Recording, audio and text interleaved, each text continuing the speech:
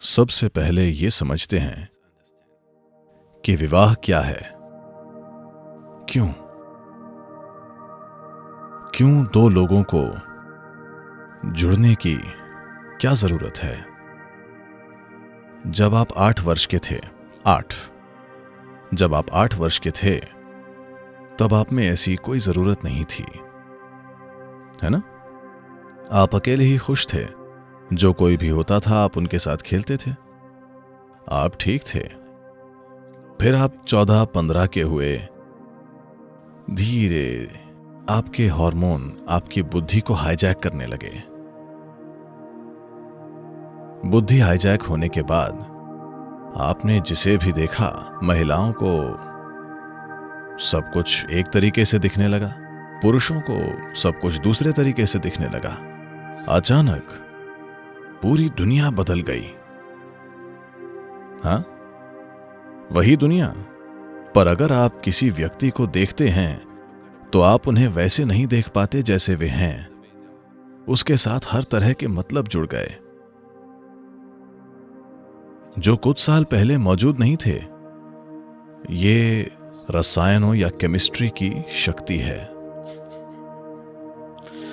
बस थोड़ा सा इस 50-60 किलोग्राम के शरीर में, क्या आप जानते हैं कि आपके अंदर इन शरारत करने वाले हार्मोन्स का वजन क्या है?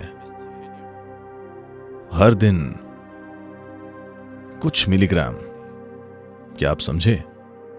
ये कुछ मिलीग्राम केमिकल आपके जीवन को अस्त व्यस्त कर सकते हैं। आपके जीवन के बोध को बिल्कुल बदल सकते हैं, है ना। आप दुनिया के असली रूप को देख ही नहीं पाते। आपकी पहचान आपके शरीर से इतनी जुड़ जाती है। उस उम्र से पहले ऐसा नहीं था। जब ये हार्मोन आपके खून में बहने लगे तब आपका एक पुरुष या एक महिला होना स्थापित हो गया। तभी शरीर महत्वपूर्ण हो गया, है ना। जब आप बच्चे थे शरीर बस एक साधन था, वो इतना महत्वपूर्ण नहीं था।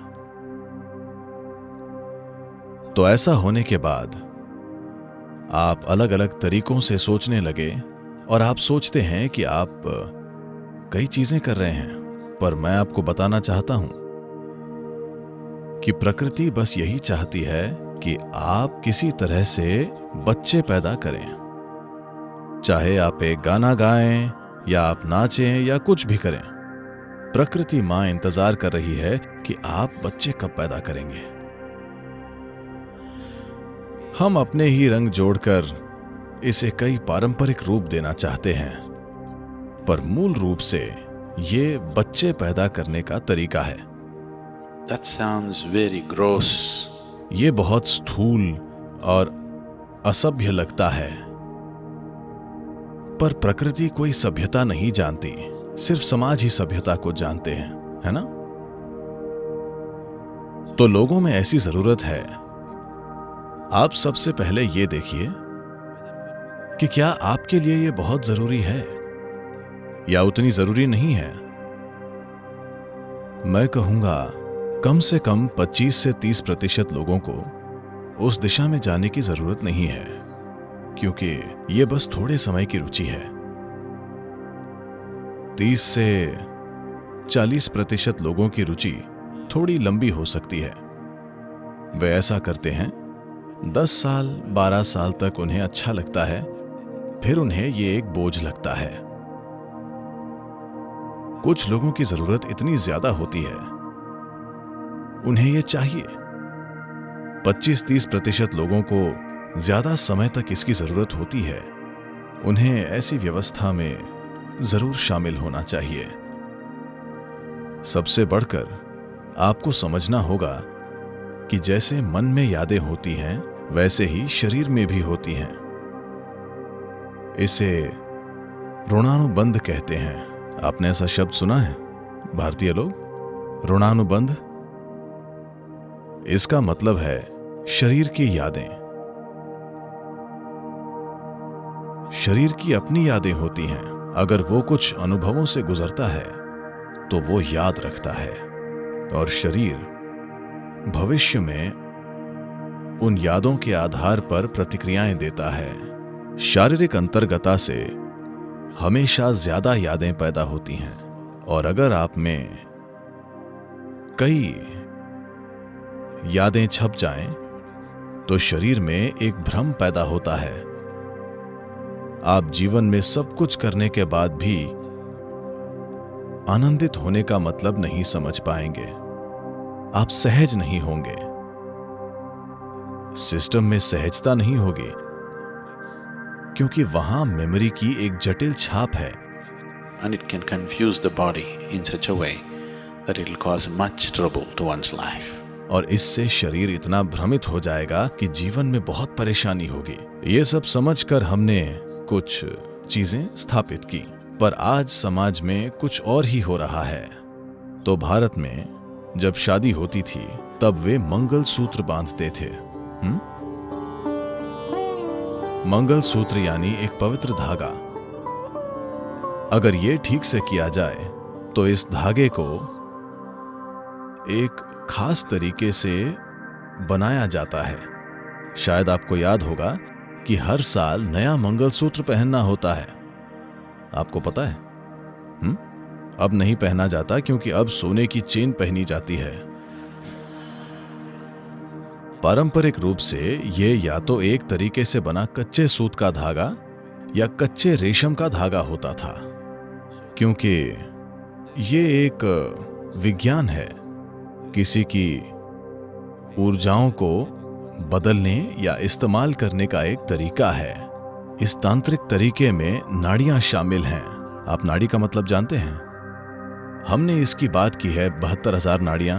आपके सिस्टम से एक नाड़ी ली जाती है और एक नाड़ी आपके मंगेतर के सिस्टम से, फिर धागा तैयार करके बांध दिया जाता है। अब जिस पल आपके शरीर जुड़ते हैं, तब केवल शरीर नहीं मिलते, तब दो लोगों की ऊर्जाएं भी जुड़ जाती हैं। इसे तोड़ा नहीं जा सकता। इसे तोड़ने के लिए आपको उन लोगों को भारी नुकसान पहुंचाना होगा, 2 टुकड़े करने होंगे। शादियां ऐसे कराई जाती थीं, पर उन्हें ऐसे बांधा जाता था कि वे कभी दूसरों को देखने की जरूरत महसूस नहीं करते थे, बिल्कुल भी नहीं। ये आज के लोगों को भयंकर लग सकता है, पर मैं आपको समझाना चाहता हूं कि उस स्थिरता की वजह से उन्हें शक्ति मिलती थी और वे अपने जीवन में जो चाहे कर पाते थे, क्योंकि भावनाओं में असुरक्षा नहीं होती थी। यह भारत में एक नई चीज है, क्योंकि भावनाओं में असुरक्षा नहीं होती थी, क्योंकि बहुत स्थिर बंधन होता है। लोगों के मन में कभी यह विचार नहीं आता था कि क्या मेरा पति या मेरी पत्नी कुछ कर रहे होंगे। ऐसा कभी नहीं होता था, क्योंकि वे अंदर से ऐसे बंधे होते थे। पर आज ये एक बेअसर रस्म बन गई है। आज भी कुछ शादियां जो मैंने करवाई हैं, हमने लोगों को ऐसे जोड़ा है और उनमें जबरदस्त तालमेल है। आप देख सकते हैं कि कैसे 2 लोग एक बनकर जीते हैं, और 2 लोगों के एक बन जाने में कितनी शक्ति है। इसमें जबरदस्त शक्ति है।